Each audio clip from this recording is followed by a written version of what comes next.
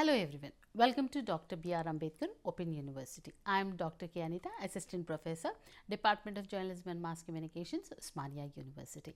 In today's topic, we are going to discuss about evolution and barriers of communication.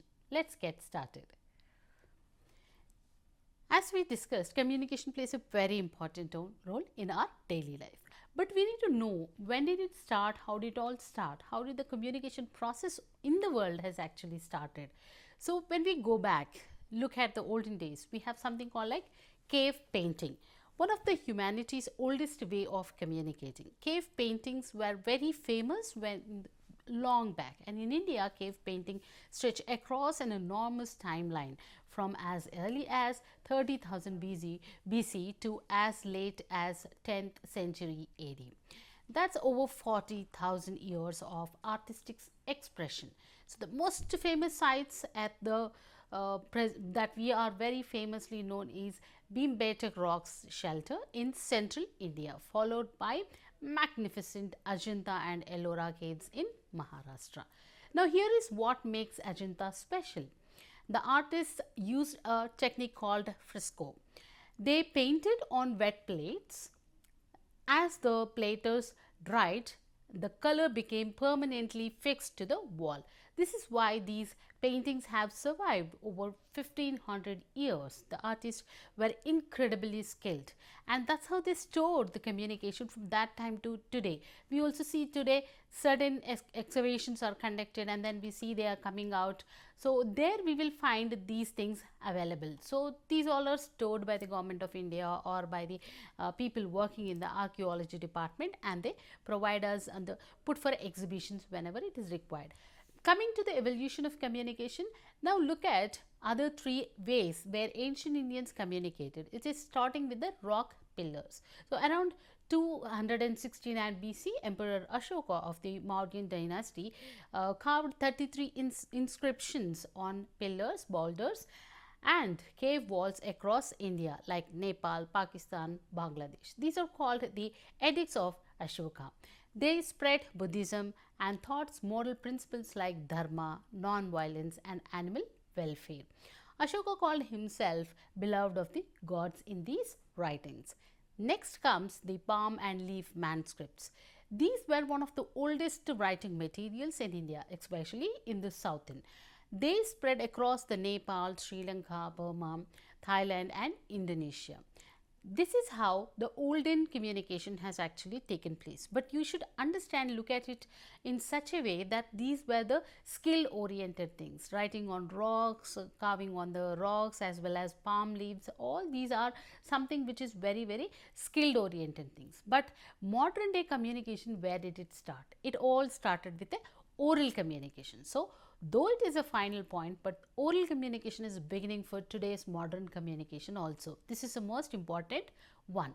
So oral communication in India is very popular. Why? Because the lot of the population in India cannot write and read. So writing communication was never widely used because of the illiteracy that was existing. So because of writing on palm leaves and difficult in printing came later, very late. So printing technology also came after 19th century. But prior to that, what is the means of communication? It is with the oral communication. So how did Indians preserve their greatest heritage? It is through speech and word. Oral communication has become the oldest and the most important form of communication in today's human society also. Earlier humans first used gestures, sounds and sensory signals, and later developed structured languages. So in India, oral communication remained strong due to the limited use of writing and slow spread of printing technology also. It helped preserve the culture as well, tradition, heritage through generations, and that's how oral communication plays a very key role. Now we will talk about barriers to communication. Now why barriers to communication? Communication can be only effective if it is done in a proper way. There may be certain obstacles in the process of communication, and in that process of communication, if you have obstacles, they are called as something like noise. There is noise and there are different types of noise in that. There are different types of barriers that are existing and identified by the authors. And then autonomous communication system and steps, there are various steps to remove these barriers also. Let us try to discuss all of them. Now when we talk about a barrier, barrier as it word means is obstacle, the way while you are communicating. So it can block, distort, completely stop the message from reaching from one person to another person. If you take an example of a business communication, you have a huge number of people working in an organization. The size of an organization can be an obstacle at times. The distance between the lower level officer to the higher level officer can also be an obstacle at times. And the specialization of a jobs also, certain roles or certain director level people won't meet anybody at any point of time. That also is a barrier for communication. And sometimes power and status also can also be an obstacle for communication. So these are the various factors that are hurdles for communication. So they are called as a barriers. Out of all this, the major thing is the noise. Noise has different types as per described by Shannon and Weaver in their communication model for the first time about the noise. It is a barrier in the process of communication. But how can it create a barrier?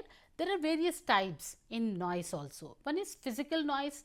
While you are talking to somebody or while you are studying seriously or you are watching a TV, there is a noise outside your house happening that is disturbing your hearing level. So that is a noise. Now psychological and impartial noise, which is your body, like you are ready to listen, there is no outside noise, but your health is not good, you are getting an headache or you are not feeling like listening or you are feeling sleepy. So which is like impairment noise, which is also psychological impairment noise.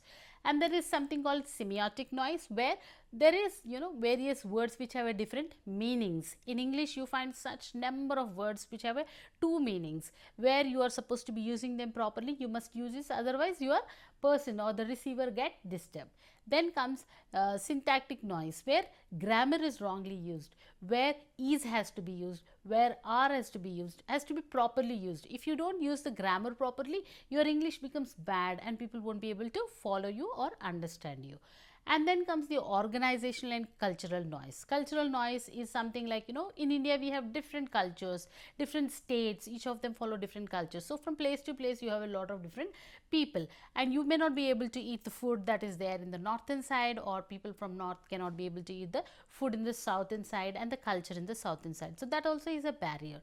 So, and the most important and highly possible kind of a noise is a psychological noise. People won't be able to understand certain concepts because of their psychological attitude. They are maybe not willing to listen to you, or they may be in some other context while you're talking. So all these are different types of noises. So physical barriers and mechanical barriers also available. Mechanical barriers are nothing but a machine creating. Sometimes you may not have a signals while you are calling somebody, you may not be able to reach out to them, or your phone is not working, or if there is a huge rain in some of the parts of India, we don't get internet or the network signals also. So all these are the different types of barriers that are famously known and available. But autonomous communication system in India, barriers take a unique form. Like Indian society is not a single mass society like in the Western countries. You have different cultures, as I told you. There are different newspapers, radio, TV, mostly oriented towards the elite. But what about the traditions, how they have to be taken? And in India, to communicate, you need to know different types of languages, as we have different kind of people. So the point of view has to be made more clear. Whatever you talk in Tamil or any other language, a person coming from a Telugu background may not be able to understand until unless they don't know the Telugu language or a Tamil language. So language is another important barriers.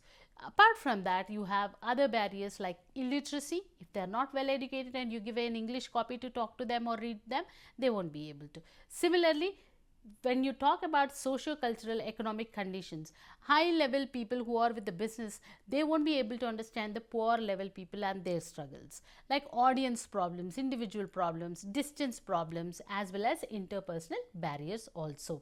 Then we talk about attitudes. People sometimes are reluctant to listen to you, take anything from you, close-minded behavior. They don't want it to listen. Like this, there are so many types of barriers. But the most important thing is barriers in communication are common, but you need to remove the barriers. How can you remove? You need to understand. First thing is prepare properly, analyze your information properly, then analyze the resources properly. Try to be very creative with your and objectives need to be very clear. plan your action and do not stop there. Try to communicate in a proper way. Speak to yourself and try to speak to the target audience constantly where you are lacking and how can you bring back them into the conversation. So, like this, we try to learn today about various aspects related to communication, starting with how did communication start from the olden days till today, and how oral communication has played a key role.